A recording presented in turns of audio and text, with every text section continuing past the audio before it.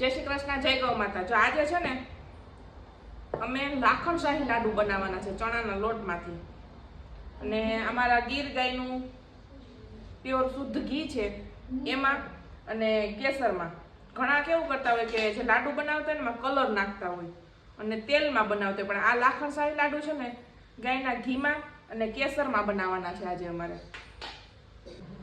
આ 10 કિલો ચણાના લોટના લાડુ બનાવવાના છે આજે। કાલે 60 થી 70 જેટલા મહેમાનો આવવાના છે, એટલે એના માટે આ લાડુ બનાવવાના છે, લાખણ શાહી લાડુ। આની પહેલા કોઈ લાખણ શાહી લાડુ ખાધા હોય તો કોમેન્ટ કરજો કેને કેને લાખણ શાહી લાડુ ખાધા છે। ચાલો આજે છે ને લાખણ શાહી લાડુ પપ્પા બનાવવાના છે, અને લાખણ શાહી લાડુની વિશેષતા શું છે ને ઈ પણ ઈ કહે। તો આજે અત્યારે જે કાલે ખેડૂતોની મીટિંગ છે અને જન્માષ્ટમી પણ આવી રહી છે, તો દરેક ઘરમાં મીઠાઈ બનતી હોય છે। તો આપણે ખાસ કરીને બેસનના લાડુ બનાવતા હોઈશું। બેસનના લાડુમાં શું કરીએ આપણે કે તેલ, ખાંડ અને લોટ, આ 3 વસ્તુથી મીઠાઈ બનતી હોય, પણ ખરેખર બેસનના લાડુ જે બનાવવાની પદ્ધતિ છે તે લાખણશાહી લાડુ રાજાશાહી વખતમાં પણ બનતા। તો લાખણશાહી લાડુમાં 1 કિલો લોટની સામે 600 ગ્રામ ઘી, 1 ગ્રામ કેસર અને 700 ગ્રામ જેટલી ખાંડ નાખી અને આપણે લાડુ બનાવીએ તો એ ખૂબ જ પૌષ્ટિક છે। અને એની અંદર કોઈ પણ પ્રકારનો કલર નાખવામાં ના આવે, કારણ કે કલરથી કોઈ પૌષ્ટિકતા હોતી નથી। આપણે તહેવારોમાં રંગબેરંગી મીઠાઈઓ ખાઈએ છીએ, તે આર્ટિફિશિયલ કલર છે એ શરીરને ખૂબ મોટું નુકસાન કરે છે। અને કુદરતે જેવા ચણાનો લોટ આપ્યો છે એવા જ કલરના જેવા લાડુ થાય એવા ખાઈ તો એ ખરેખર પૌષ્ટિક હોય છે। આપણે જ્યારે બેસનના લાડુ કે ચૂરમાના લાડુ બનાવતા ત્યારે આપણે બુઠિયા વાળતા હોઈએ છીએ, પછી આમ આંગળીના ખાડા કરતા હોઈએ છીએ। એવું ન કરવું જોઈએ, કારણ કે એમાં તમારે તળવામાં છે ને તેલ અંદર ભર્યું રહે એટલે તેલની માત્રા વધી જાય।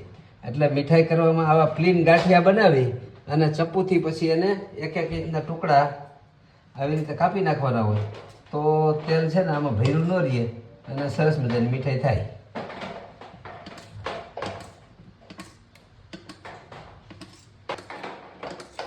મુઠિયા તળાવવાની શરૂઆત થઈ ગઈ છે ને જો તળાઈને બધા ભરાવા માંડ્યા છે। અને ધીરુબા પણ બેસાડી દીધા, એને લાડવા બહુ ભાવે। આ કેટલા લાડવા ખાઈ જાવ તમે? 10-12 ખવાય।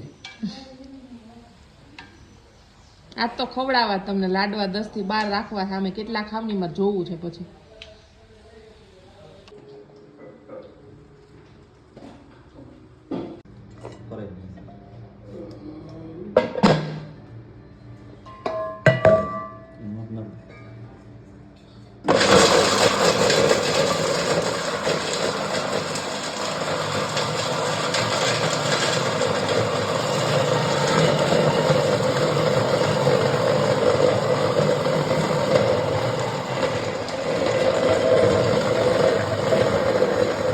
ચાસણી લેવા માંડી છે। ચા કેસર આટલું નાખી દેવાનું છે આમાં પાણીમાં, આટલું પાણી નાખી દેવાનું છે, ગરમ કરી લેવાનું પાણીને। ચાલો ચાસણીની તૈયારી થઈ ગઈ છે, એટલે હવે કેસર પાણીમાં જે ઉકાળી નાખ્યું હતું એ અમે એડ કરી દઈશું આપણે।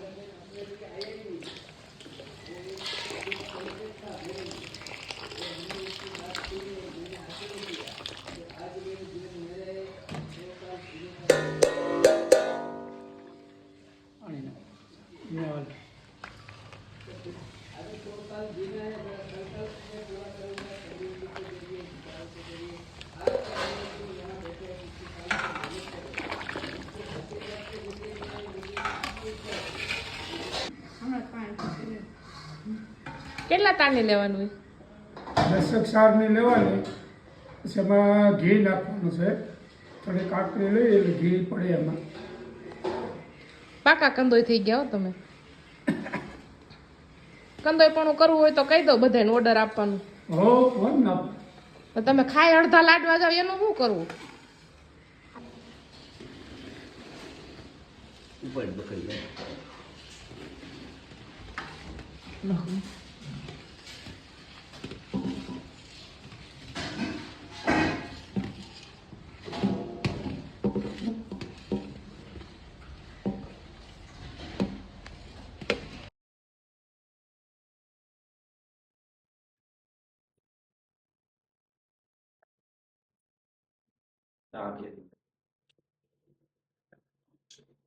આપણી ભારતીય પરંપરા છે મીઠાઈ બનાવવાની, તે ઘીમાં જ બનતું હોય છે અને ખાસ કરીને ગાયના ઘીમાં. સરસ મજાનું સોના જેવું આ ગાયનું ઘી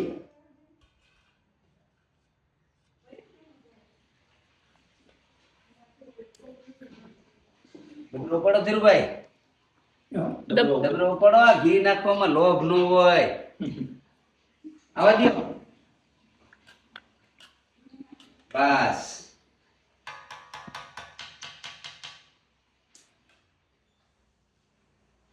આપણા ગઈડિયા છે ને એને ઘીના હાડકા હતા, ખાઈ નથી. આપણે ખાવા માંડ્યા છીએ અત્યારે પામોલીન, પડીકા, કપાસિયા, મેગી. ગામડામાં લે ઢોસાની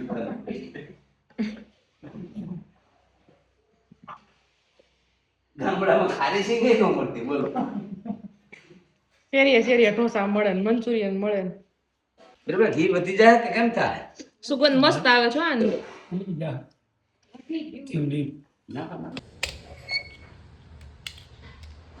સરસ મજાનું રસોડાનું ઔષધ એવું જાયફળ, જે દરેક મીઠાઈઓના કોમ્બિનેશન પ્રમાણે, તાલમેલ પ્રમાણે આપણે નાખતા હોઈએ છીએ. તો આ જે લાડુમાં ગાયનું ઘી, જાયફળ, ઘરના ચણાનો લોટ અને લાખણ શાહી લાડુ બને, એમાં આપણું આરોગ્ય સારું થાય, નહીં કે કલર, રંગ, રસાયણ વાળી આર્ટિફિશિયલ ઘીની મીઠાઈઓમાં. અલગ કિસમિસ પણ નાખી શકાય હો આમાં.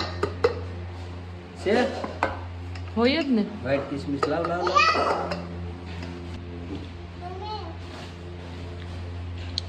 સાથે આમાં સરસ મજાની કિસમિસ પણ આપણે નાખીએ અને આપ જોઈ શકો છો કે સરસ મજાના સુગંધીદાર, પૌષ્ટિક, આરોગ્યપ્રદ લાખણ શાહી લાડુ બન્યા છે.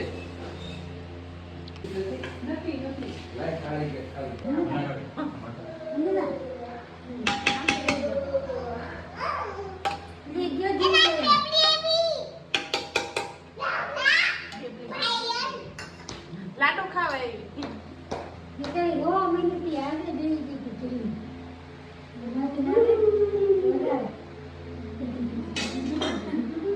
લાખણ શાહી લાડુ બની ગયા છે. ચાલો બધા લાખણ શાહી લાડુ ખાવા.